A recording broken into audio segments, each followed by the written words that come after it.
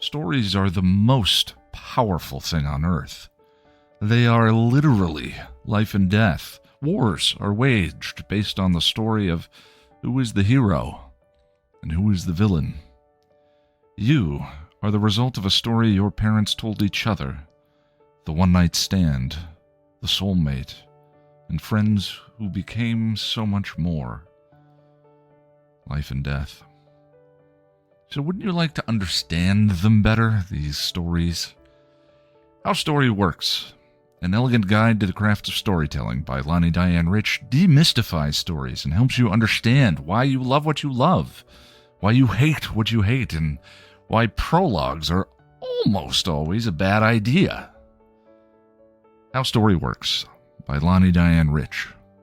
Available on Amazon in ebook, audiobook, and paperback form. Get your copy today.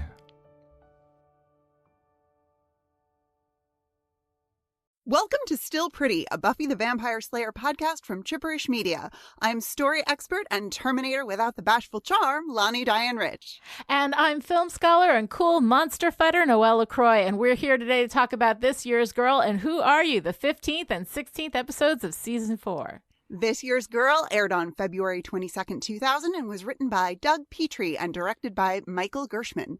Who Are You? Aired on February 29th, 2000 and was written and directed by Joss Whedon. The story started in these two episodes, finishes up in the Angel Season 1 episodes 5x5 and Sanctuary, discussed in Still Dead episode 9, Gotta Have Faith.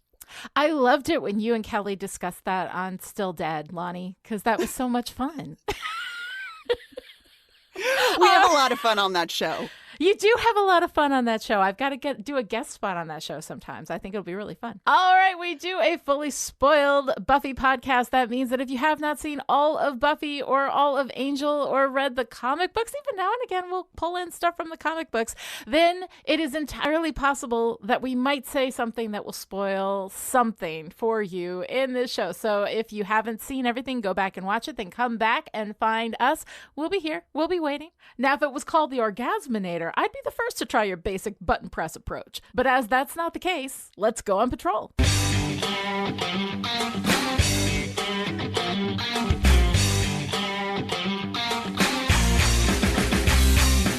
In This Year's Girl, we open in Faith's dream as she and Buffy are making the bed. Faith bleeds all over it from the knife in her gut, and Buffy grabs it to finish the job. In her hospital room, Faith sleeps, and lightning strikes. In Xander's basement, Xander tries to fix the broken weapon Maggie used to try to kill Buffy. Buffy is stressed about fighting Adam and finding Riley. At the military hospital, Riley tries to leave and Graham and Forrest try to stop him. In another hospital, Faith dreams of a picnic with the mayor until Buffy kills him with a knife and chases after Faith.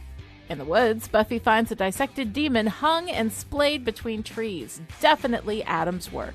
Back at Xander's, Buffy puts together a plan. I figure I'll go in through the elevator shaft and use the cable as tow lines.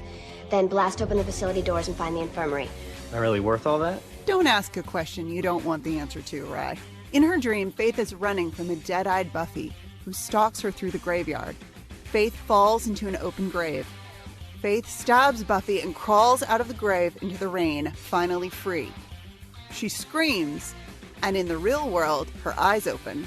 She pulls off her medical gear and goes out into the hallway where she learns from a girl who is about her size that the high school is destroyed and the mayor is dead and 8 months have passed.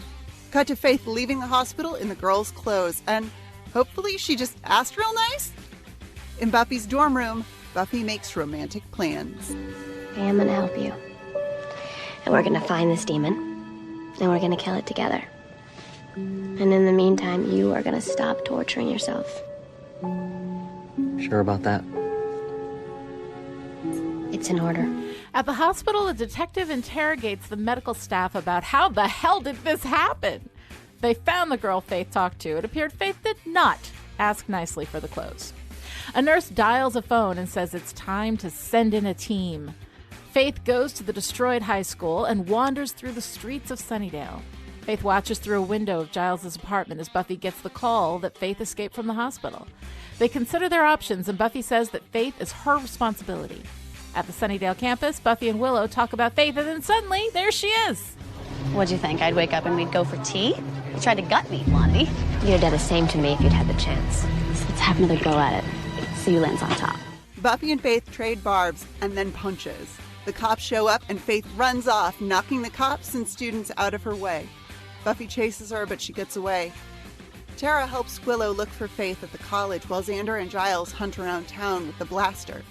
Instead, they find Spike, who offers to find Faith, tell her where they are, and watch as she kills them because he's evil. Speaking of evil, the Watchers have arrived in town, so that's sure to end well. Meanwhile, Faith walks through town and bumps into a demon who says he's got a message from a friend. Faith knocks the demon down and then grabs the package and escapes. She breaks into a store to watch the tape inside. It's a video of the mayor. The package also has a little box in it, which the mayor tells her to open. When you've been around as long as I have, you make friends, and some of them forge neat little gizmos, like the one you're holding right now. And here's the good news. Just because it's over for my Faith doesn't mean she can't go out with a bang. Buffy warns Riley about Faith and wants him to stay out of the fight. At Buffy's house, Faith shows up and punches Joyce in the face, then holds her hostage, waiting for Buffy. Buffy somehow crashes through the second-story window. Don't think about it. And she and Faith fight. Joyce calls 911. During the fight, Faith puts on the gizmo the mayor gave her. There's a flash of light, and hello, Freaky Friday. They have swapped bodies. Faith, as Buffy, knocks Buffy, as Faith, out, then destroys the gizmo. Sirens and lights blare outside while Joyce checks on the person she thinks is her daughter. You sure you're okay? 5 by 5. In Who Are You?, the cops come and take Buffy away while Faith goes back inside with Joyce and tries to be Buffy. She takes a bath and practices being Buffy in the mirror, repeating the phrase, "Because it's wrong." Because it's wrong. At the hospital, Buffy freaks out trying to get back to her mother, and they sedate her. At Tara's, Willow worries about Faith, and Tara wonders about meeting Willow's friends. Willow explains that she wants Tara to be something that's just hers for right now, and Tara understands. I should check in with Giles, get a situation update. I am, you know. What? Yours? Faith gets Buffy's passport and uses Joyce's credit card to buy a ticket. Buffy wakes up in the back of a police car, which is then hijacked by the Watchers, who grab her out of the police car and throw her into a truck. Faith goes to Giles's to meet with the Scoobies. Giles tells her that the Watchers have taken Faith to England. Faith promises to patrol the streets and protect the town, then goes to the Bronze to dance, where she bumps into Spike and messes with him. I could ride you at a gallop until your legs buckled and your eyes rolled up. I've got muscles you've never even dreamed of. I could squeeze you until you popped like warm champagne and you begged me to hurt you just a little bit more. And you know why I don't? Because it's wrong. Adam meets with a bunch of vampires ready to make an alliance. In the Watchers' custody, Buffy tries to convince them that she is Buffy, not Faith. The Watchers don't care. At the Bronze, Willow and Tara see Faith, thinking she's Buffy. Faith sees what's going on with Tara and Willow and is rude to Tara. Willow sees a vampire and sends Faith out to slay. When Faith returns after casually dismissing the victim's gratitude, Willow mentions Riley. In the Watcher's custody, Buffy grabs one of the Watchers and wraps a chain around his neck, but they call her bluff. At Tara's, Tara tells Willow that Buffy is not her friend. A person's energy has a flow, a unity. Buffy's was fragmented. It grated like something forced in where it doesn't belong. Plus, she was kind of mean. Tara suggests a spell to help them figure out what's going on. At Riley's, Faith shows up and seduces Riley. In the vampire lair, Adam preaches to the vampires and makes them into acolytes, wanting to know what they fear more than anything else. Faith wakes up next to Riley the next morning, and when he tells her he loves her, she freaks out and leaves. Buffy manages to overpower the Watchers and drive out in their van, heading straight to Giles, who has trouble believing her story. When I had psychic power, I heard my mom think that you were like a stevedore during sex. Do you want me to continue? Actually, I beg you to stop. What's a stevedore? Willow and Tara come in, confirm Buffy's story, and offer a conjured charm to reverse Faith's spell. Xander calls and tells them to turn on the TV. vampires have taken over a church in Sunnydale. At the airport, Faith sees the same report and heads over ready to do some good because vampires are wrong. Something like that. While the vamps are vamping in the church, Riley shows up, ready to take over. Faith shows up and goes inside, telling Riley to stay back and let her handle it. She goes in and faces down the vamps. You're not gonna kill these people. Why not? Because it's wrong. Faith fights the vamps, and Buffy arrives with Giles, Willow, and Tara, who create a distraction while Buffy runs in. Faith fights the vamps inside and takes one out. Another runs outside, and Riley throws him into the sunlight. Buffy shows up, hugs Riley, and he has no idea who she is.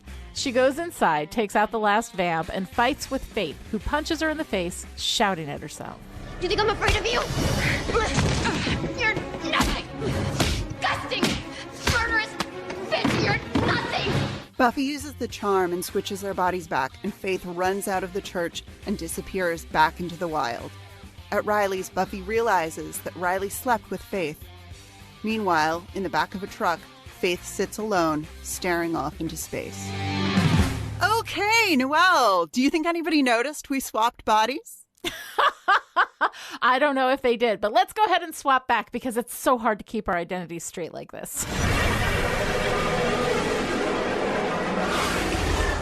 All right, that was a magical body swap, and now I'm here as Lani, and Noelle is Noelle. And first, before we get started, I want to talk a little bit about Frankenstein. I brought up Frankenstein in an earlier episode, and I said that Adam was a stupid name for the Frankensteinian monster, and the people on Twitter said that Frankenstein's monster was actually named Adam, and I was like, fine.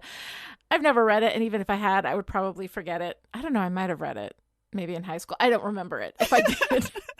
So then Dr. Paul Moffat, a listener and a friend, said that actually Frankenstein said that the monster was, quote, my Adam. And Paul should know because he's a PhD in medieval literature and has a master's in English literature. And he teaches classes at his website, clockworksacademy.com. I've been wanting to take his classes forever, but I wanted to let you guys know he actually does have a class on Frankenstein that I am dying to take. And as soon as I have a little extra time, I absolutely will. But you guys should go ahead and check it out. You can find him at that Paul Moffat on Twitter and absolutely get in touch. And once you take his classes, then every time I make a literary reference and fuck it up, because I will, then you can correct me and have the, you know, the legit cred of Dr. Paul Moffat having taught you that. So everybody go check it out. Definitely. All right. So Noelle, here we are in this great pair of episodes, This Year's Girl and Who Are You? And I just want to wind you up on the body swap thing and just let you go. Like a little tin toy. So go ahead. I know you love this stuff. I fucking love a body swap. I love it. I love it so much. I mean, I just want to know how it feels to move around in someone else's body.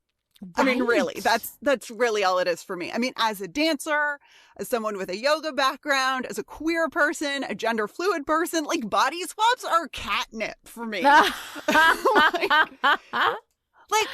So the first, God, this is so nerdy. Okay.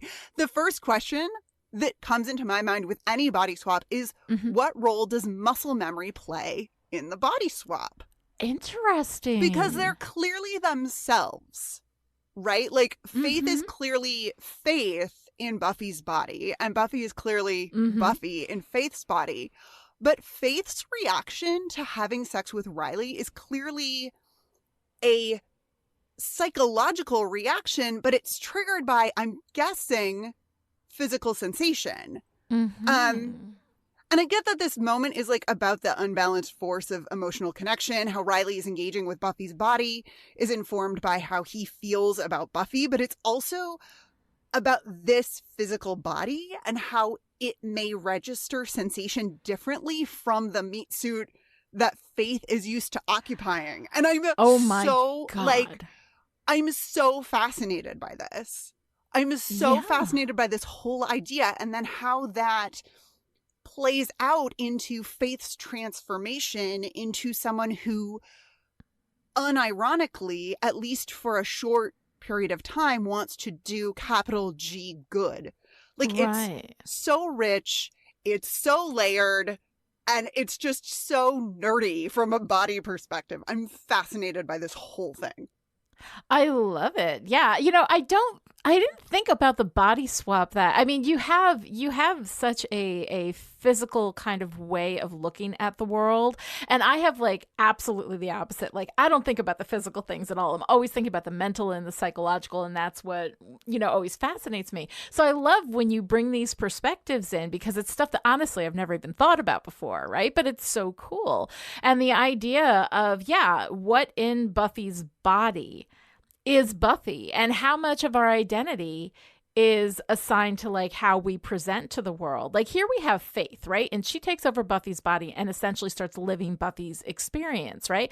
But she's also being treated the way that Buffy is treated. Now, Buffy is treated that way by her friends and her family who love her because of everything that she's done and shown herself to be, right? So Faith is now on the receiving end of love that she has not worked for, nor has she earned, but yet she's getting it anyway. For the first time in her life, she's seeing that love. And I think it is absolutely transforming her through the experience of presenting in the world as Buffy, right?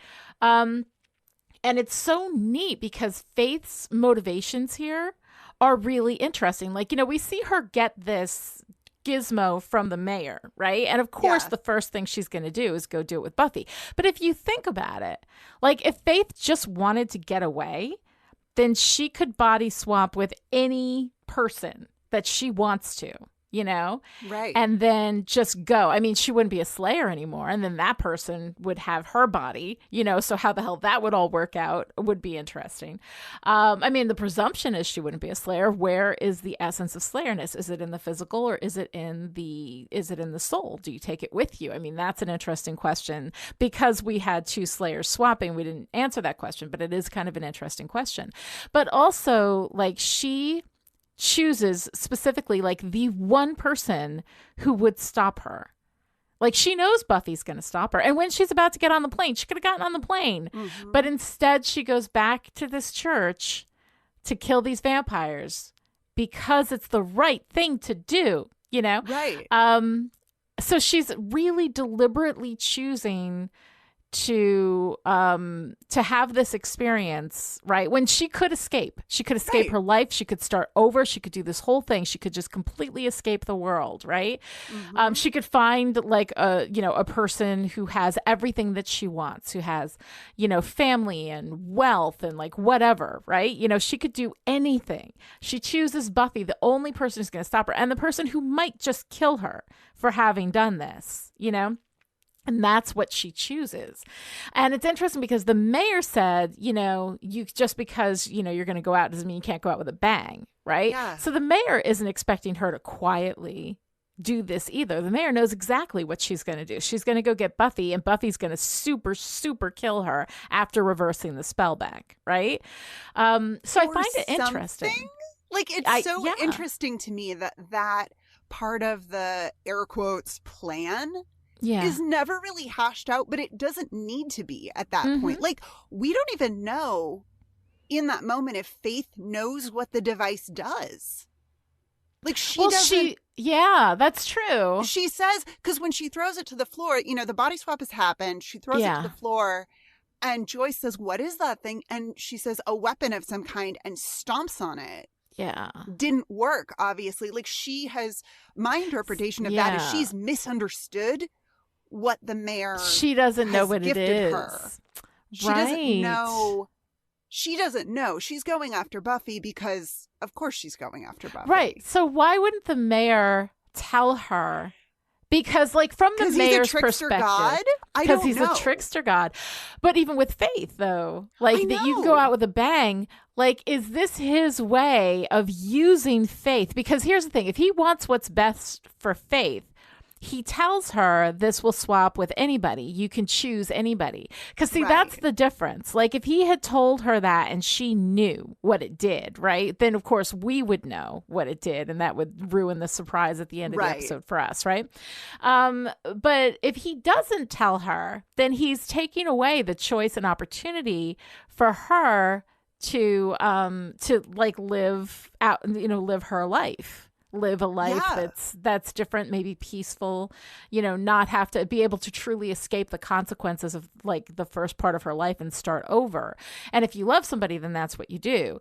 So he's not doing this as a loving gesture toward Faith. He's doing this as using Faith as a weapon against Buffy, because just knowing this thing is a weapon, of course she's going to go to Buffy. Oh, absolutely. Absolutely. And he even says, like, it's so subtle. I love the mayor for his subtle. But this is evil, though. But it's super evil. But I love watching him be super evil. Yeah. But evil to Faith, though. To be evil to Faith. But we knew that was coming. I mean, he doesn't.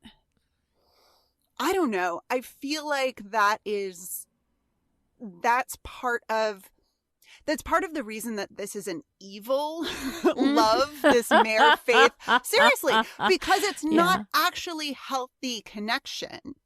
It's not actually like, wanting what's best for the other person. Yeah, he is portrayed as like her, like boss daddy, but he's he's using her. She's just as much a tool in his plan, I mean, as anything else, really.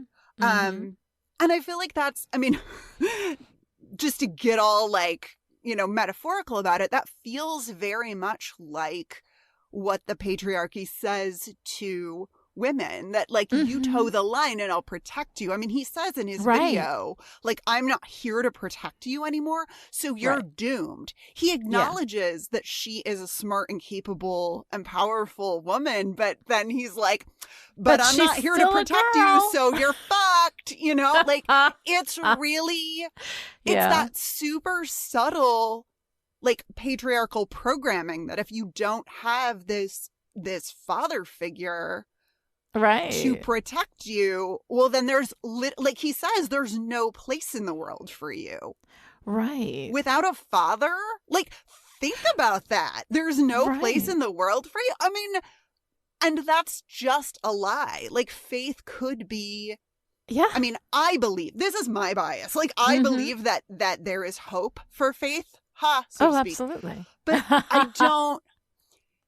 But she doesn't believe it. Until the love of a good man saves her, and it's like, oh my God, this was so written by a man. Like it was so written by a man, and I just I mean, do I want to go into this is like interesting? Yeah, let's go into like the whole Riley thing. Well, like because my Freudian read of this thing with Riley. Of course, do I want you to go into it? Are you kidding me? All right, I can't wait for you to go into it. In order to get into the Riley Faith thing, I have to talk about Willow and Tara, which I would much rather talk about anyway. But I mean, we'll get back to Willow and Tara, but I just have to say that we've seen in a previous episode this idea of the parallel between sex and magic. We see Buffy and Riley having sex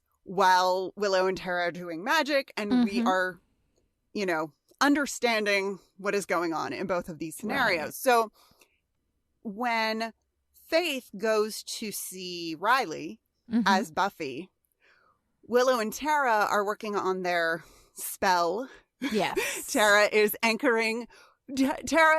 Willow's anchor as they explore the netherworld together. Like it's so not subtle. I love it. And I love that even the subtitles know what's up. If you watch this scene of Willow and Tara with the subtitles, heavy breathing in brackets, followed by breathing labors and quickens.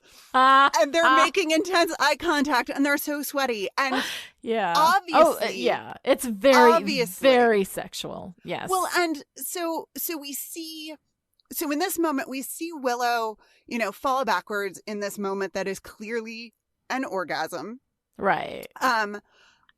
And then we cut to Riley on top of Faith as Buffy.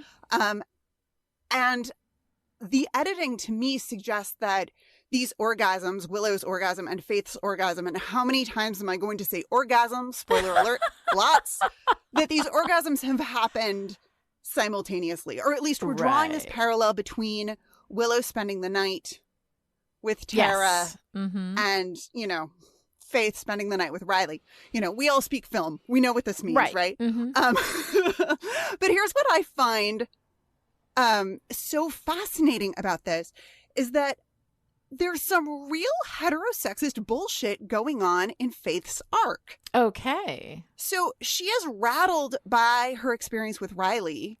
All those jump cuts when she says, no, get off of me. She gets up out of bed and we get cut. But we're staying with her the entire time. All the jump cuts because she's so jumpy. But it rattles her in this really profound way, but it also straightens her out.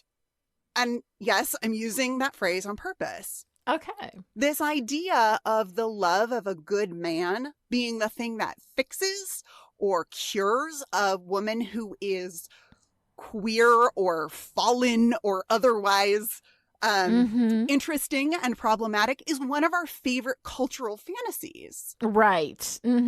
Right. You just haven't found the right man. If you don't like men, it's because you haven't found the right man. Right. Yeah. Or if you are a woman who is engaging in something unwomanly, like, you know, or something less than or degrading. I mean, how many stories do we have about women who are participating in sex work in some way, you know, being like loved back to virtue by some man who sees the heart of gold inside the whore. And it's really, really problematic. A man's love is redemptive. Absolutely. Right? Absolutely. And in case you are doubting this idea of like Riley as the capital G, capital M good man. Yeah. Oh, yeah. Like, he's the first on the vampire hostage taking scene because he was late for church. Like, come on. Come on. But also, I mean, that's part of Riley's, like, that's part of his whole character development is, you know, he says, like, if I'm not a soldier, who am I? Like, what's left? His identity crisis is what happens when you strip that away. He says, what am I without that? And Buffy says, a good man. So we've established this. I mean, we've established Riley as the, like, capital G, capital M good man. Absolutely. Over and over and over again. So here we have Riley having sex with Faith as Buffy on off-white sheets because apparently we finally got a store in Sunnydale that's not Blood Bath & Beyond. Blood Bath & Beyond. But like, which, by the way, was a joke that Noelle made on Twitter, which was so good. Oh my God, I freaking died when everybody gets their sheets at Blood Bath & Beyond. They do. But of course, this is not like steamy hot sex that Buffy and Riley, or Faith as Buffy and Riley. See, the thing I hate about body swaps is then, like, how do you talk about the people? I always talk about them in terms of who they are inside. So that their identity is defined by who they are inside. Exactly. And this is why it's important to respect people's pronouns. It doesn't matter what gender you think they are. Sorry. Anyway. Yes. Okay. So Riley, good man, late for church, all the things. So the purer, like, it's even, God, this was so written by a dude. This was so written by a dude. So it's even better. It's even better for Riley because Riley isn't deliberately sleeping with a quote unquote sleazy girl. Exactly. He comes away from this completely untainted. He doesn't have to air quote, like, I'm using the biggest sarcasm bubble you've ever seen, but he doesn't have to lower himself. He doesn't have to stoop to, having, you know, relations with this woman of less whatever. No, he thinks, and he says at the end, I slept with you. He slept with Buffy. Right. So he gets to have hot Slayer sex, right? Dirty hot Slayer sex. He gets to have that without having any of the responsibility of cheating on Buffy. But it's not even, I don't even read, I mean, I'm sure it's hot, but I don't read it as like steamy in the, like kinky Faith, all of the things that she's taunting Spike with. That's not what happens. That's not what happens on Riley's suddenly off-white sheets. Right. No, they make love. Yeah, absolutely. This is the idea of mature sexuality versus immature sexuality. And yes, I'm paging Dr. Freud because it's fucked up. Yeah. This experience of being loved seems to be the thing that turns Faith. Like, I mean, it's like Angelus through the looking glass. She has an orgasm and gains her soul. Right. And then she finds herself as a hero in a church. Like, it's so literal. It's so not subtle. Right. Well, and the thing is that we do have this. We have that reverse too. That like the bad man who's turned by the love of a good woman. We're actually going to see that play out over seasons with Spike. Right. Oh, absolutely. So I mean, we definitely play with that trope a lot, and it's funny because I didn't see it originally, but now that you say it, I'm like, well, of course, there it is, right? You get fucked by a good man, and suddenly, you have a proper orgasm. You're not, you're not seeing who comes out on top, and right? It will change who you are. But I mean, the damage in that, it comes from people, falling in love with bad people and then deciding that I'm a good person if I just love them enough. But it is very heteronormative. I don't think that we see this in our gay and lesbian love stories, right? Not that we have anywhere near enough of them. I just want to say we don't have enough to say. Right, that's exactly. Yes, heterosexism exists in queer stories. It absolutely does. Especially queer stories written by people who are not themselves queer. But that's not what this podcast is about. This podcast is about Faith and being redeemed by the love of a good man and how like gross and male fantasy that is. Like, how the power of the penis, right? I mean, it's like the power. Nothing can defeat the power of the penis. Thank you, Xander. Yes. but for real, I mean, there's this really interesting crisis of self for Faith, or maybe it's the show's crisis of Faith. I don't know. Right. But it's just beautifully reflected in the titles of this two-parter, right? Because they're reversed. Yeah. Who are you? Could be answered with this year's girl, but that's not what happens. Faith knows who she is, this year's girl, until she doesn't. Right. Like it is this experience of switching places with Buffy, right, that throws her entire existence just up in the air. Right. In a way that it wasn't before. I mean, she was always troubled, I think, and always had these like deep down identity struggles. But oh man, I mean, nothing like coming underneath Riley in the just, like, and having the most missionary, like nothing like a good old fashioned heterosexual, man on top, get it over with quick orgasm to straighten a girl out.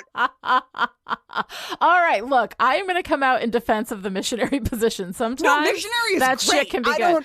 Sometimes that shit can be good. But no, I mean, I think it's really interesting because to me, the way that I've always read this is that we do see Faith turn, and I always read it as the love that she's getting just as Buffy, the love that, like, she starts off, right, the first love that she gets is from Joyce, where Joyce hugs her and she can't take it. She pushes away, right? Oh my God, I love that so much. I know. Although I feel so bad for Joyce. She hasn't seen Buffy in months, right? Yes. They've just had this traumatic experience. She's supposed to hug her daughter. Jesus. Buffy's like, ew, no. I know. Ew, no. Mom. But then there's the scene where she's at Giles's, and Willow says something snarky about Faith, and she has this fantasy, right, where she stabs Willow in the gut, right? Oh, God, and then we come back from that fantasy, and she says, "I would never let her hurt you," like in this really, really saccharine way. And she starts, like, to me, like it's the love that she's getting as Buffy from all of these people. To me, I felt like that was slowly moving her in this direction where she was just gradually more and more uncomfortable with being loved. And that was essentially what the problem was. And that Riley was just the last thing on that list. But I think the fact that it's Riley, that it's after having sex with Riley, that sex with a good man will straighten out a bad woman, like that kind of thing. Like, I think absolutely you're right. But one of the things, though, that I wanted to talk about with regard to this whole thing with Riley, basically, let's just face it, there's nothing interesting about Riley in these episodes except this one question of what happened with Faith as Buffy, right? Mm-hmm. You can't blame him. Like, how in the world could he have possibly known, So he comes out of this blameless, but it brings up the idea of the post facto rape by deception, right? If you lie to someone to get them to sleep with you and they wouldn't have slept with you if you had not lied, is that rape? Right? Because you cannot get consent if somebody doesn't have all of the information, right? So we need more words really for the range of sexual violations that generally occur out there in the world. The word rape carries such powerful associations. And a lot of times because something isn't really quote unquote rape, where somebody hits you in the head and drags you into an alley, and you're screaming the whole time, right?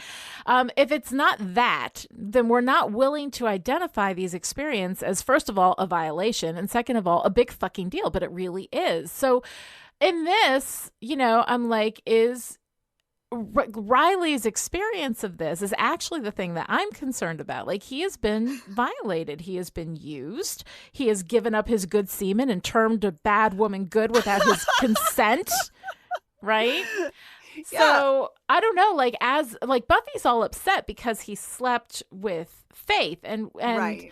But I'm actually more concerned about Riley. And the thing is that because this is not a situation that can really happen within the world, like we don't really have that. We know there's mystery out there. Who the hell knows what's happening? I don't know. Somebody's got a body swap gizmo, Freaky Friday shit. Maybe it can happen. But anyway, as with my knowledge of the world, as limited as it is, that's not something that can happen. But the post facto rape by deception, though, I think is actually an interesting question, because that is a violation. Like, if there's something that if you had known, you wouldn't have gone to bed with that person, you wouldn't have ever slept with that person, then I think that there's, I don't know. It's like, I'm concerned about Riley. I feel like Riley was violated. Well, certainly.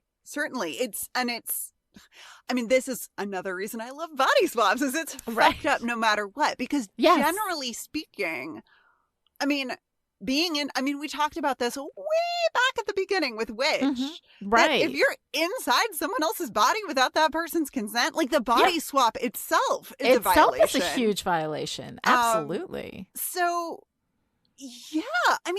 But we don't get a lot of characterization for Riley. Full stop, really. Right. We don't get a lot in this episode, but he does at the very end. He says, there was something, I should have picked up on it. And I just, I feel so bad for him because he feels responsible.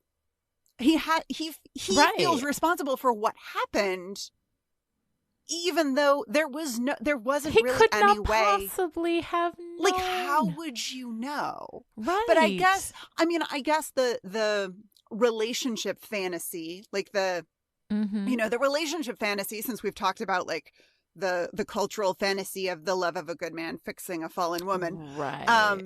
The relationship fantasy is like, oh, if I'm so in tune with this person, or I know so well, this person that I love, because he says, I love you. Yeah. They're in bed together and he says, I love you. So if he truly loves this person, the fantasy is that like, he should know that there was something off. Right. In the same way that, like, if you're paying the fuck attention, you should know if someone is too drunk to consent, or someone is going through some emotional shit and maybe not present with you or whatever. Like, that's the fantasy. Of course, we can't all read the nuances of everyone in our lives at all times, but, I think I think that's the like breakdown of that love story, or like the beginnings of the you know, the little fractures in the Riley Buffy relationship, is he feels like, oh, wait a minute, like if this connection were the connection that I believed it was, I should have known that there was something off about Buffy. And we just had Buffy, you know, fighting the demon Giles. And looking into his eyes and knowing it was Giles. And I love that she brings that back. I know she does. It's so great. But I mean, we just had Buffy do that with Giles and saw how connected they were, you know, because she could do that with him. She could know that it wasn't him, you know, that he wasn't the demon, you know. So yeah, I find that I find it a really interesting thing. At the same time, how could Riley possibly have known? And I come down on Team Riley on this. Like, this is awful. I mean, Buffy is also violated, because regardless of the fact that she would have had sex with Riley if she had been in her body, somebody had sex in her body without her consent. Like, that's a whole. There is so much violation, like body violation, that goes on in this episode, and it's kind of hard to like parse it all out clearly. You know? Yeah. And it's one of those things that when you think about it, like if you believe in, you know, I talked at the beginning of the show about muscle memory, but like if you believe in like sense memory in the body, like your body knows what happened to it. Yeah. So even if you are like, you know, there are people who believe that like your body has memory in this, like even if you are not conscious for something, if something happens to you, you know, your body has the memory of that experience. And I mean, I believe that's true. I know that to be true from my own experience. You know, when you're there but not there, there's gotta be, I mean, weird. Like, it's weird. Like, what? Like, okay, for example, Buffy and Faith fight in the church, and it's fantastic. And poor Faith punching herself in the face. Oh, Faith is trying to kill herself. This is suicide by Buffy. And then we see when she goes to LA, it's also suicide by Angel. She is trying to get herself killed. It's so heartbreaking. Yeah. It totally is. Heartbreaking. It totally is. Yeah. Destroying that moment when she's in Buffy's body, on top of her own body, trying to destroy Buffy and herself simultaneously. It just, it hurts. But you know, they fight. They're very physical. They swap bodies back. Do they swap like soreness? Like if I get like, you know, like that's what I would love to know. Like what all swaps? Is it just who they are, like their personalities, or do they swap physical sensations back? I don't know. I mean, this isn't a thing that I will ever know, but it's fascinating to think about. Like, do you suddenly get magicked back into your own physical form, and it's like, ooh, ow, that shoulder hurts when it didn't hurt the last time I was in this body. I mean, it's, well, it's, you know, and what are the edges of identity, right? Like, I mean, memories are stored in the brain, right? So you've got all your memories in your brain. So if you swap bodies with somebody and you have their brain, like their physical brain, then you've got all of their memories and all of their experience. And like, what happens to your identity in that case? I mean, in this, we treat it like memory and experience and all of that are part of this ephemeral soul that can get swapped between two bodies, and where the body is just the physical expression, you know, the physical outward appearance. I mean, is it just a glamour? Do they actually still physically have their own bodies? It's just how they're presenting, you know? I mean, essentially, is that what that comes down to? That you're still in your body. Right. So it still moves and functions the way it just would. a glamour. Yeah, and I mean, that may be it. It may just be a glamour, and that the identity part that gets swapped is simply presentation, outward presentation to the world, you know? So yeah, it's kind of interesting. Well, if you ever find a supernatural fidget spinner and you want to try it, I'm down. Like, oh, baby, you don't want my body. It's old. You don't know that.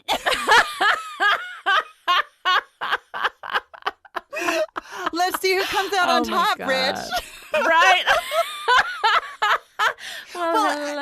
Yeah. And that's another thing. I mean, and that's another thing, like we've talked about, or I've talked about at length, about the queerness of the Buffy Faith relationship. Yeah. And how this is, I mean, it's ultimately like a story about jealousy also. That Faith was abandoned. You know, Buffy abandons Faith in all of these ways, including romantically. Yeah. Because Faith really, really hones in on the boyfriend piece of all of it. You know, Buffy stabbed Faith to save her boyfriend, and now she's not with that guy anymore. And I'm team Faith here. I'm like that. Yeah, that's shitty. That's real shitty.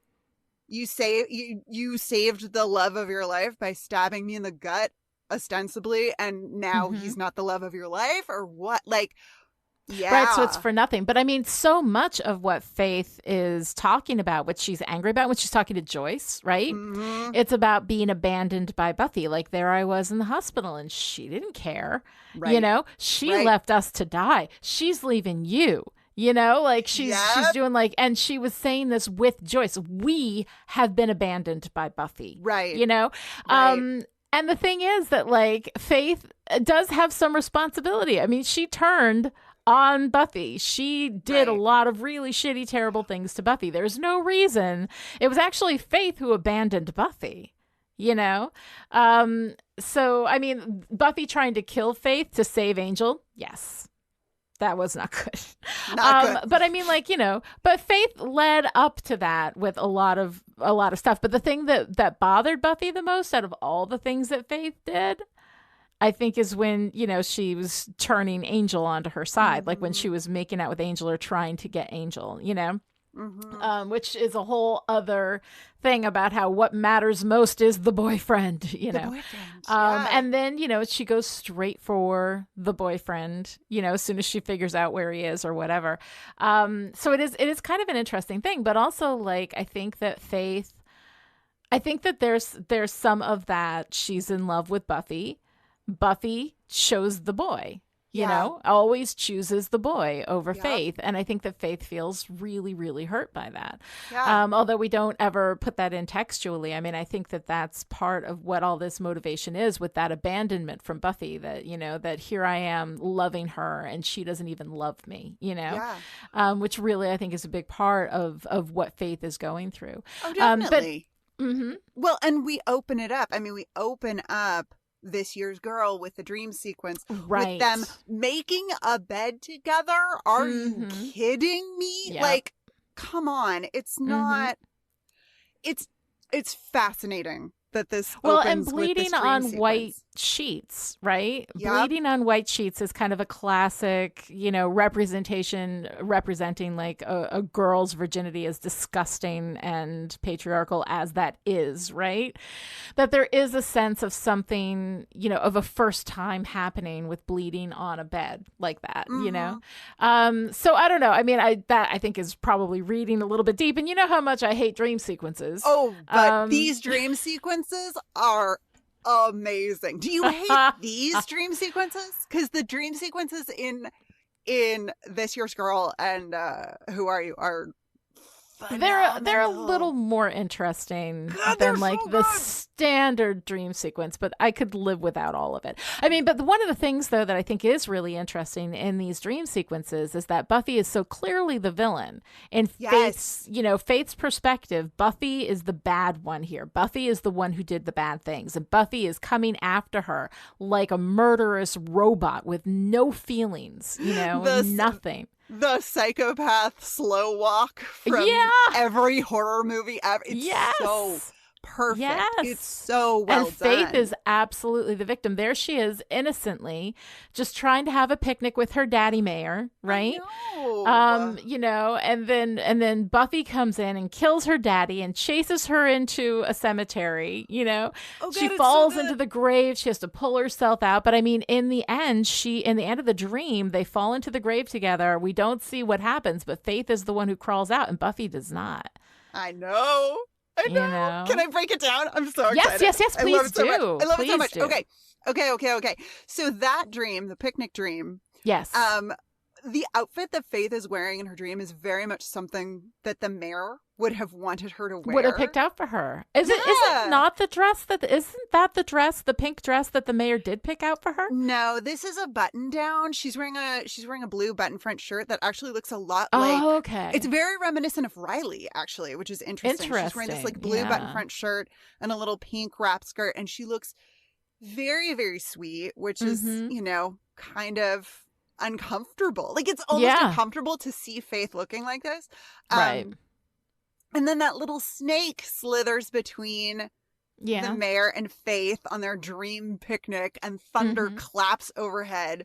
Right. And I'm like, wow, okay, like we're doing some like deep symbolism here with this, like this is kind of a Garden of Eden in a way. Like if you were picnicking with your boss daddy who brings cheesecake to a picnic. Sure. But the mayor is weird about dairy products, but that's okay. Yeah. But we know this. I mean, yes.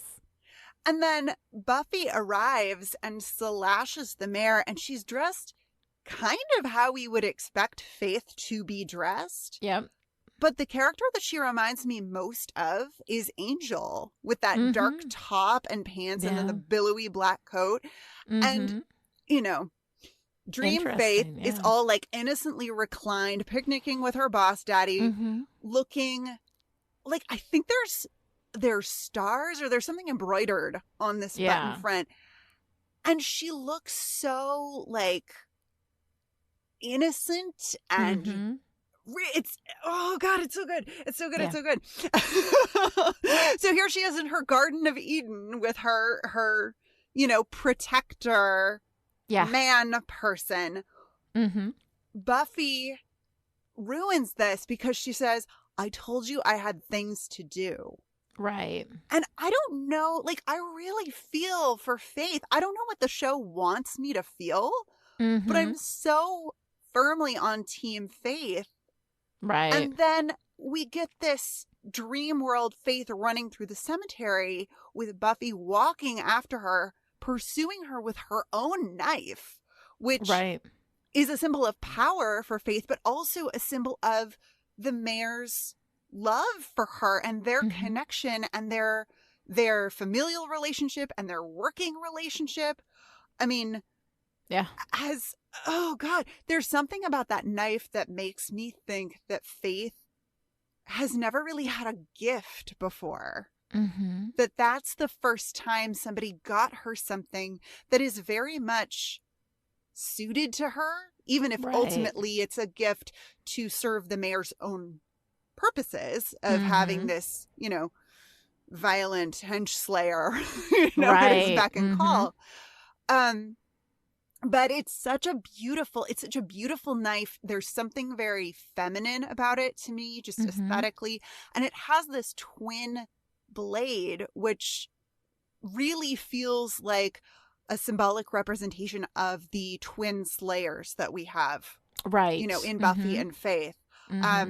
So, I mean, you mentioned it already. Faith falls into this open grave. Buffy follows in this very Batman-y sort of way. Yes, which is also very Angel. Angel is very Batman-y in presentation, yes. We hear fighting noises. It starts to rain, and then Faith emerges from the earth, and everything is wet. Yes. And I'm just and they have gone down into a hole together before, these two women, and gotten very wet. So I'm just going to leave that there. But I mean, but we've got birth and death and sex and, and if you subscribe to the idea that all the people in the dream are representations of the dreamer, I mean, we can go down that rabbit hole forever if you wanted to. But what I love is that the editing here suggests that it's Faith's own yelling in triumph, pain, grief, relief, fear, whatever. I could read that there's a multitude of emotions happening for her in that dream. Editing suggests that it's her own voice screaming that wakes her up. Right. And then she wakes up in this white hospital space, like she's wearing white in her white hospital gown. Right. Her sheets are white, having been baptized in this death rebirth dream. It's some powerful shit. I mean, It is. she literally goes into a grave, emerges from the underworld. I mean, Persephone goes underground and then becomes the queen of hell. Like, fuck yeah, Faith. Like, I'm just... Fuck yeah, Faith. Faith. Yeah, and then, you know, like a boss just rips the IV out of her arm and it's like, what day is it? Gotta go. Absolutely. So my good. God. Oh my God. Yeah. I love these dreams. I love them. I love them. Buffy says that the clean sheets smell like summer and her last name is Summers. And they're making this bed together. And Faith is like, yeah, you can't pay attention to me because you got to get ready for your little sister. And I'm like, that's interesting. Yeah. But, oh man, I love these dreams. I think that sometimes dreams in fiction are just, look at what wacky hijinks we can do. But these really feel very much like Faith's interior life. Yeah, I think that they do. I think that as far as dream sequences go, this is definitely one of the better ones.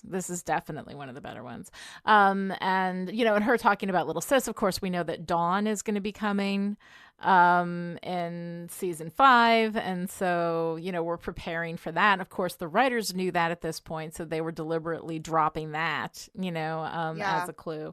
So that's really interesting, though, because these are Faith's dreams, not Buffy. So in some level, Faith is tapped into whatever the monks are brewing in the moment. You know, if the monks have already started working on, you know, dropping Dawn into Buffy's existence. That's really interesting.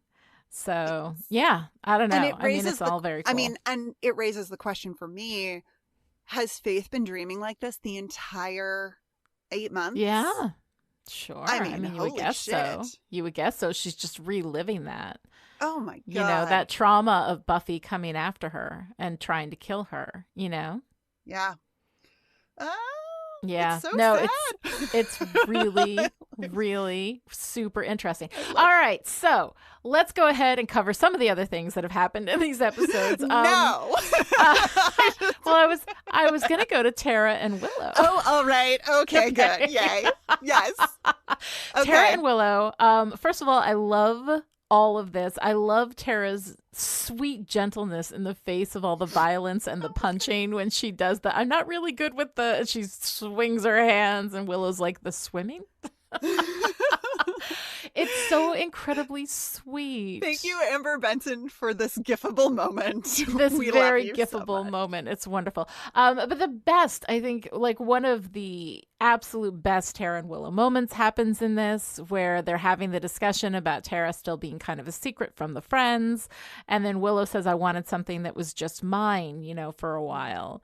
And then she says, I am, you know, and Willow says, what? And she says, yours. And it's just so sweet. And my heart like breaks into itty bitty pieces and then like reforms into a big lavender crystalline thing. Your heart grew 3 sizes that day.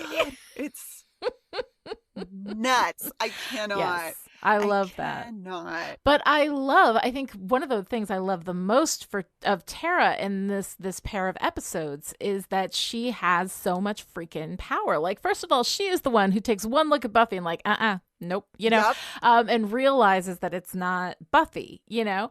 So I love that she instantly knows that. They figure it out together. Together they do this, you know, quote unquote spell, which is sex, but the spell itself is very powerful. And Tara is the one who knows how to do it. Tara is the one who can anchor Willow while Willow does the other part of the spell. Like, all of this is fantastic. Of course, as I've always said, great relationships are based on people working well together, and great romances especially are are built on people working well together. And so we're developing this. Yes. We're developing this, this relationship with Tara and Willow, that Willow is powerful on her own, but Tara actually makes her more powerful. And Tara has a lot of power that she doesn't even recognize. Like all Tara sees is Willow, and doesn't realize what she herself has. And she actually, I think, is, out of the both of them, probably the more powerful in a lot of ways. Oh, absolutely. Yeah. So I think she is love and this whole doesn't. thing. Yeah. I think we don't give Tara credit for the power that she has. And by we, I mean the show. Like, she's very much there as part of Willow's story, and it's a beautiful story, and I love it. And Tara is so incredibly powerful. We can see Willow kind of have a little glimmer of what's going on with Buffy when Faith comes over to Giles's house and is like just off. Like, you can see Willow. You can see Willow see that something is off with Buffy, but Tara, as you said, takes one look. Is there for half a second and is like, she's not your friend. Yeah, exactly. Like, not good. Tara knows the spell to do. She knows where to find it. She has her little silver chalice pen cup on her desk, which is just the detail in Tara's environment just continues to surprise and delight me. I mean, all of her artwork on her walls, and of course her wonderful twinkle lights. But she has this, like, everything about her is very magical. Yeah. And she is so powerful in her own space. I mean, Tara's room really feels like a different world. Yeah, it does. From the rest really of does. the show. And Tara is really only awkward out in the world. Right. When we see her walking, they're looking for Faith on campus, and she's got this kind of awkward posture, and she obviously does her little swimming punching gesture, which is awkward and strange. She's when they're at the bronze, she's got this really guarded body language with her arms crossed really tight across her chest. But when Willow and Tara are in Tara's room, Tara's body language is open. She's articulate. She's, she's doing some sort of card reading when they're having their conversation. It looks like tarot. Yeah. I'm so curious to know. Someone in the fan community knows what those cards are. And, can I have them? Because amazing. But she's so self-conscious. Maybe that's the wrong term. But when Willow and Tara come sweeping in at the end to Giles's, and Buffy is there in Faith's body, and they're like, oh hey, they swap bodies, no big deal. Right. And Willow says Tara's a really powerful witch, and Tara's just like shrinks. Like, it's just this shy violet, kind of, she sort of wilts a little bit. Yeah. Like, oh no, like, I want to put her back in the dark, like she needs to be in her dark room with her twinkle lights and her magic, because she's she is so just exposed, or just like this exposed nerve of magical power that doesn't, like, how do you exist in the world with this kind of intuition and connection to something magical? She just must feel everything, and she's so, I love her. I think I love her most when we get to season 6. Season 6 is our, like, seriously powerful Tara, which is really, really wonderful. But we'll talk about that when we get there, because season 6 and Tara is going to be a difficult conversation to have. So we have some great Spike moments. There are 2 really wonderful Spike moments in these episodes. One is when Giles and Xander bump into him, and he says, yes, I will find her, and then I will tell her where you are and watch as she kills you. Can somebody please remember that I'm evil? And I love that, because everybody's so in love with Spike that we always forget that he is evil.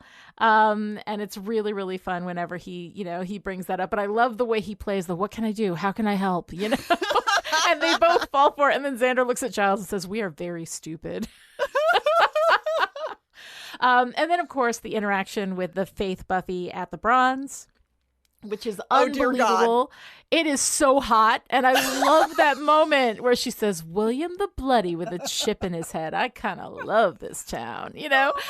And her whole run with him, I'm going to make you pop like warm champagne and then beg me to hurt you just a little bit more. It is poetry. It is awesome. And I'm just picturing like the censors going, wait, okay, we want to censor this, but we can't. They didn't actually say anything. They didn't actually. We can't. The rules are. Yeah. Like it's right. Mm-hmm. It's right on that line of like, right. Ooh, wow. Right. Okay, I guess we let them get away with this. But it's as long as it's metaphor, it's okay. God. You saw Willow and Tara, you know, doing the quote unquote spell. Oh my God. I mean, and that's my like. This is hot. Can we just watch them do magic for 45 minutes? Watch that for a while. I'll be in my bunk. Right. Yeah.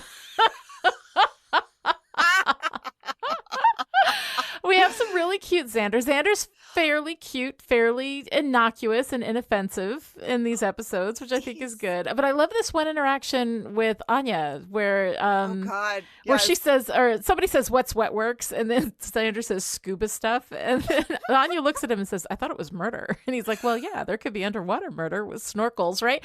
This incredibly, like, you know, a dumb thing for Xander to say, but he turns it around and makes it incredibly cute. But the look, first of all, the fact that Anya knows what wet works are. Of course she does.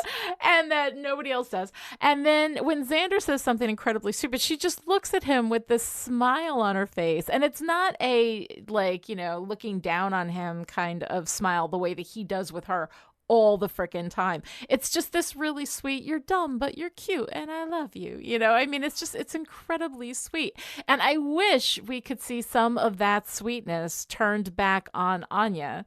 We never really see from Xander like a loving pose, a loving presentation with Anya, you know? Yeah. Or we don't see it that much. I think we get it a little bit in The Replacement. We get it a little bit in season 5, but mostly he just talks down to her.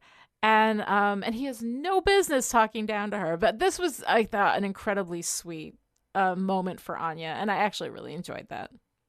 I really love the moment with Xander where he's trying to fix the blaster. Oh, yeah. He electrocutes himself. And then he spins around to see if anyone has noticed, and they haven't. I know. And I start to have, like, Zeppo feels. I'm like, oh no. Zeppo like, feels. No one, like, it's so sad. He clearly zaps himself, and no one gives a shit. And I'm like, oh, cares. Xander, like, that sucks, man. I'm sorry. I just want to like hug him and tell him like he's doing a good job, even if his shirt is too big and his sweater vest is too small. I know. It is a little bit weird. And I love later too when Riley picks up the blaster and just flips it and he's like, how did you figure that out? And he's like, blasters are easy. And I'm like, yeah, sure, if somebody has shown you how to use them. Right. You know. Poor Xander trying to figure all that stuff out and getting electrocuted for his trouble. He's just doing his best, you guys. He's trying so hard. I know. God. It's so sweet. I did have one question, though, about the hospital that Faith is in. Yeah. What kind of grungy ass hospital is that? The walls are this sickly gray green and they're peeling. And is this a modern hospital or a 19th century tuberculosis asylum? Like, what is this place? This is clearly where we put the Slayer who's never going to wake up from a coma. Like, right. This is the bad hospital in town. Right. Just for the demons. And it's so strange though, because like what hospital looks like that? Like that's not a reasonable hospital to have. But I mean, I understand they were going for like this, you know, this very grungy, dark, you know, drawn like kind of existence for Faith. This is where rather than like that's necessarily how the place was, that's how it felt, right? And I get it, but we my put God, Faith it was somewhere weird. to forget about her in this like this creepy asylum haunted hospital kind of a thing with a corrupt nurse, because we never get tired of having a nurse who's like, I don't know what's going on, and then gets on the spooky phone and is like, it's time to do the thing with the Black Ops guys with Right, because if you're going to have a sleeper agent, make it a woman, especially a middle-aged woman who's overweight. Ain't nobody more invisible than that. And in a caring profession, because, right. you know, we and I say that as a middle-aged woman who is overweight. Let me just say, all my sisters out there, I hear you. But I mean, like, society, like, the older a woman gets, you know, the less, like, traditionally hot she may be, the more ignored and invisible she becomes, you know? And so, like, that I saw, I was just like, oh, my God, of course, we have this nurse, you know, who's going to be the bad guy. Yeah. Yeah, of course. Of course we do. So we have some wonderful moments, of course, in the body swap. I really wanted to like just make a call out to how incredibly wonderful both actresses were playing the other one, trying to be the other. Oh my God, it's so good. Sarah Michelle Gellar is playing herself as Faith trying to be Buffy. And it is freaking adorable, and I love it. But they even get, like, the physicality, like you see in Eliza Dushku when she is playing Buffy, that she is using Sarah Michelle Gellar's, like, affectations and physicality, facial expressions. I mean, she almost looks completely different, you know, because she is Buffy. So Eliza Dushku does an amazing job with that. And Sarah Michelle Gellar, as always, is a powerhouse. I mean, she's just unbelievable playing that role. God, that scene in the mirror where she's looking at herself in the mirror.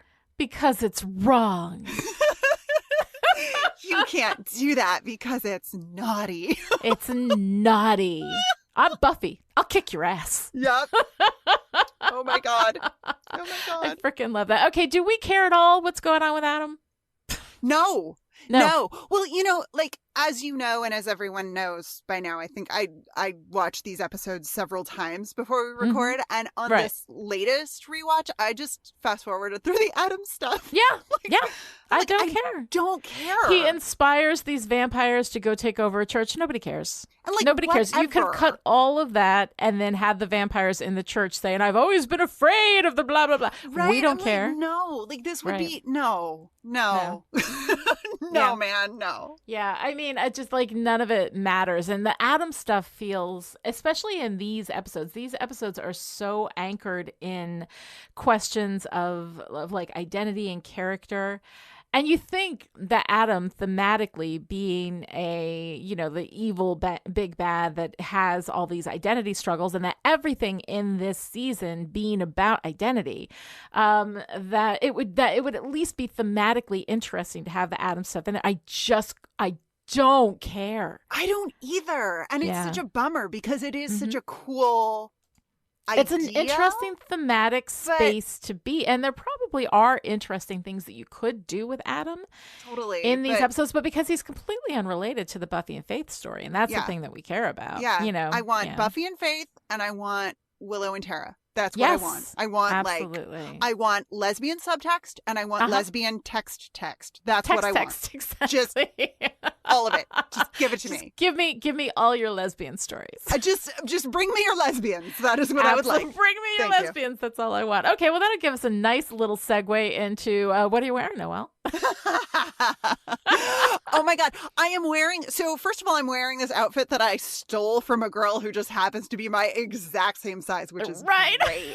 After beating her up and leaving her in a hospital. But here we go again with the Red Riding Hood, right? Like, she's wearing a red, like a red hooded cardigan, sweater, which is so beautiful for Faith as she goes back out into the wilderness and has to confront, like, what is life now that I've been in a coma for 8 months? Except she is the wolf wearing the red cape, right? Yeah. To fool everyone else into thinking that she's Little Red Riding Hood. I mean, that's a deep cut, but I see that. Yeah. And there are knits everywhere in this episode. Everybody's it's not just Sweater Giles, it's Sweater Buffy and everybody's got like these great, there's all this knitwear, and I just for whatever reason, like, the ping of connection I had was the Fates being weavers, or like this idea of like all of these, you know, all this knitwear, all of these woven fabrics being connected to the idea of like what your destiny is, and what that, you know, that connection to identity again. And it's I don't know. That's that's a little bit off road for right for this. But I was fascinated by just the sheer number of sweaters that we have. Just it's like Team Scooby is Team Sweater. Team Sweater. Yes. When Buffy, Willow, and Xander are out patrolling and they find the vivisected demon thing that's just so delightfully disgusting. Their outfits are very Scooby-Doo. Yeah. At least to my eye. Like Buffy is wearing this leopard print coat, which is amazing. Willow's ridiculous hat paired with a ridiculous sweater. And then I already mentioned Xander's whatever that is that he's got going on. Like he doesn't look right somehow, but also he looks very right in the cartoony sense. Yes. So, yes. I don't know. Like we're clearly doing a thing with the Scoobies versus Faith, who has this look that then apparently she manages to find on some other person that she knocks out because she only wears that sweater and the little floral t-shirt for a short period of time. My guess is she breaks into some pleather space and steals the pleather store. The pleather store where you get your pleather God, I want to call it a boob tube. What are those called? Tube tops. Tube tops. There you go. Like the lowest possible tube tops. And I'm like, wow, Faith looking like Faith. Stealing Joyce's harlot lipstick. It's perfect. Yes, it's absolutely. perfect. We love to see Faith look like Faith. I also love that Joyce has a harlot lipstick. I think that's pretty cool. Well, I like Joyce having a nightlife, having a dark side. I mean, well, I think she probably bought that when she started going to book club because, maybe. you know. Yeah, Pat liked it. Yeah, Pat liked the harlot too. All right, I think it is time for... Oh, not with a girl power big. What's your girl power moment of the week? Oh, man. Okay, like this is so minor, but it just brings me so much joy. Buffy comes crashing through the window of Joyce's bedroom. Second story. Okay, can we talk about that for a second? Yes. I forgot to talk about that. How in the hell does she get the momentum to come crashing through a second story window? And why does she not just use the front door? I don't know. I don't know. Insurance fraud. That's why. Because in the time it takes her to climb up the tree and then start swinging, so she back and forth, she's on a branch, I'm guessing, so she can get the momentum to come crashing through. Could she not have quietly opened the door, snuck upstairs? Who even knows? I don't know. I don't know. But I love the hi, Mom. Hi, sweetie. Hi, honey. Like that exchange. Like, I don't know. There's something really wonderful about that.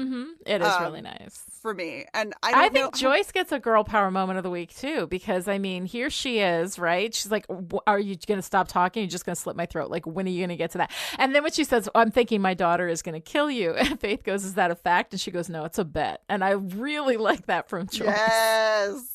So good. She was good. Very good. She was damseled, but she was really good at being damseled. She handled it well. Yeah. I mean, you can be a badass hostage. That's a thing. Absolutely you can. All right. So Noelle, what's your favorite part? Oh my God. Well, we know how I feel about lesbian witches. That's sure. I mean, how can that not be my favorite part? Sure. Right. But I also love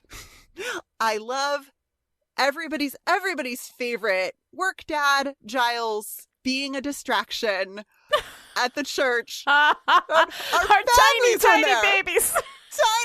Tiny babies. It brings me so much joy. It's pretty wonderful. It's pretty good. Lani, what is your favorite part of this magnificent pair of episodes? Spike popping like warm champagne, man. That interaction with Faith and Spike thinking that it's Buffy, and you can see the look on his face. And again, I make my argument, he fell in love with her in season 2 when he was watching her on the videos fighting, and he was so impressed with her, and he is in love with her now. And when she says that to him and he goes, I get this chip out of my head, you and me are gonna have a confrontation, and I was like, damn straight. Confrontation. Yeah, that's what the kids are calling it these days. Confrontation is good. the name of the game. Oh my God. But that whole run that Faith does with him can make you pop like warm champagne and then beg me to hurt you just a little bit more. And the look on his face is the best. I love it.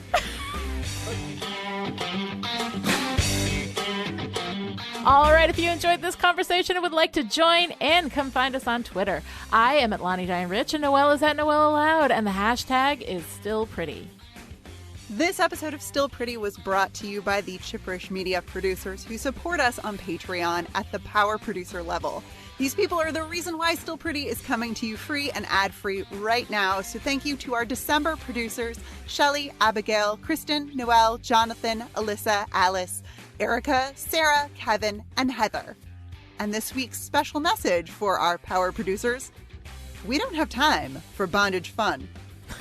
Except we do. We always have time. Except for we bondage always fun. do. There's always time for bondage You fun. know what? You make time for the things that are important to you. That's what I'm saying. All right, to find out how you too can support Chipperish Media, visit patreon.com/chipperish. Other ways to show your support: write a great review on Apple Podcasts, tell your friends about the show, or be Willow's anchor to the netherworld. Chipperish Media is taking a couple weeks off for the holidays, but we will be back in January with Superstar, the 17th episode of Season 4. Until then, dark hair, this tall, name of Faith, criminally insane. I like this girl already.